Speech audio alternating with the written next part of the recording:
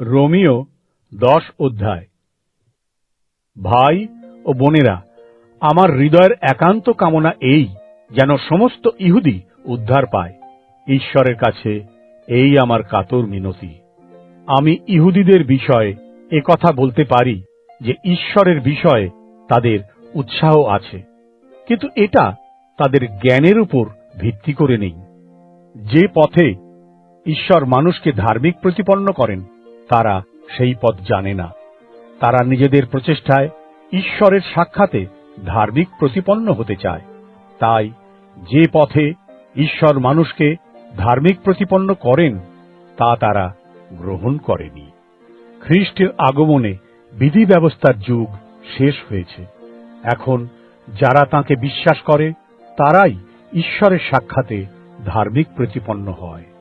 বিধি ব্যবস্থা পালন করে ধার্মিক প্রতিপন্ন হওয়া সম্পর্কে মসি বলে গেছেন, যে ব্যক্তি এই সব বিধি ব্যবস্থা পালন করবে, সে তার মধ্য দিয়েই জীবন পাবে। যে ধার্মিকতা ঈশ্বরে বিশ্বাস থেকে জন্মায়, সে সম্বন্ধে শাস্ত্রে বলেছে, মনে মনে কখনো বলো না, ওপরে স্বর্গে কে যাবে। এর অর্থ, খ্রিস্টকে কে পৃথিবীতে নামিয়ে আনবে, বা নিচে পাতালে কে যাবে। এর অর্থ, মৃতদের মধ্য থেকে কে খ্রিস্টকে ঊর্ধ্বে আনবে। এ ব্যাপারে শাস্ত্র বলছে, সেই শিক্ষা তোমার কাছেই, তোমার মুখে ও হৃদয়ে আছে। সে শিক্ষা হল বিশ্বাসের শিক্ষা, যা আমরা লোকেদের কাছে বলি। তুমি যদি নিজ মুখে যিশুকে প্রভু বলে স্বীকার করো এবং অন্তরে বিশ্বাস করো যে ঈশ্বরই তাঁকে মৃতদের মধ্য থেকে জীবিত করেছেন, তাহলে উদ্ধার পাবে। কারণ মানুষ অন্তরে বিশ্বাস করে ধার্মিকতা লাভ করার জন্য, আর মুখে সেই বিশ্বাসের কথা স্বীকার করে উদ্ধার পাবার জন্য। শাস্ত্র এ কথাই বলে যে, যে খ্রিস্টে বিশ্বাস করে, সে কখনো লজ্জায় পড়বে না। এক্ষেত্রে ইহুদি ও অ-ইহুদিদের মধ্যে কোনো পার্থক্য নেই। একই প্রভু, সকলের প্রভু। যত লোক তাঁকে ডাকে, সেই সকলের ওপর তিনি প্রচুর আশীর্বাদ ঢেলে দেন। হ্যাঁ, শাস্ত্র বলে, যে কেউ তাকে বিশ্বাস করে ডাকবে, সে উদ্ধার পাবে। কিন্তু যাকে তারা বিশ্বাস করে না, তাঁকে ডাকবে কি করে? আর যারা তাঁর কথা শোনেনি, তাকে বিশ্বাসই বা কি করে করবে? কেউ প্রচার না করলে তারা শুনবেই বা কি করে?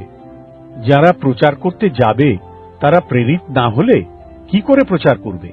হ্যাঁ, শাস্ত্রে কিন্তু লেখা আছে, সুসমাচার নিয়ে যারা আসেন, তাদের চরণ যুগল কি সুন্দর। কিন্তু ইহুদিদের মধ্যে সকলেই সেই সুসমাচার গ্রহণ করেনি।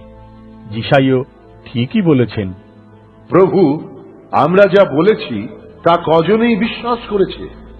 সুতরাং সুসমাচার শোনার ভিতর দিয়েই বিশ্বাস উৎপন্ন হয়। আর কেউ খ্রিস্টের সুসমাচার শোনালে তখনই লোকরা সুসমাচার শুনতে পায়। তাহলে আমি জিজ্ঞাসা করি, লোকে কি তাঁর সুসমাচার শুনতে পায়নি? হ্যাঁ, তারা নিশ্চয়ই শুনেছে। এ বিষয়ে শাস্ত্র বলছে, তাদের রব পৃথিবীর কোণে কোণে পৌঁছেছে, তাদের বাক্য পৃথিবীর সর্বত্র পৌঁছে গেছে। আবার আমি বলি, ইসরায়েলরা কি বুঝতে পারেনি?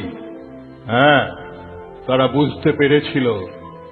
ঈশ্বরের হয়ে প্রথমে মসি এই কথা বলেছেন, যারা জাতি বলেই গণ্য নয়, এমন লোকদের মাধ্যমে আমি তোমাদের ঈর্ষান্বিত করব, অজ্ঞ জাতির দ্বারা তোমাদের ক্রুদ্ধ করব। এরপর ঈশ্বরের মুখপাত্র হয়ে যিশাইও যথেষ্ট সাহসের সঙ্গে বললেন, যারা আমায় খোঁজেনি, তারাই কিন্তু আমাকে পেয়েছে, আর যারা আমাকে চায়নি, তাদের কাছেই আমি নিজেকে প্রকাশ করেছি। কিন্তু ইহুদিদের সম্বন্ধে ঈশ্বর বলেন, সমস্ত দিন ধরে দুহাত বাড়িয়ে আমি তাদের জন্য অপেক্ষা করছি, কিন্তু তারা আমার অবাধ্য এবং তারা আমার বিরোধিতা করেই চলেছে।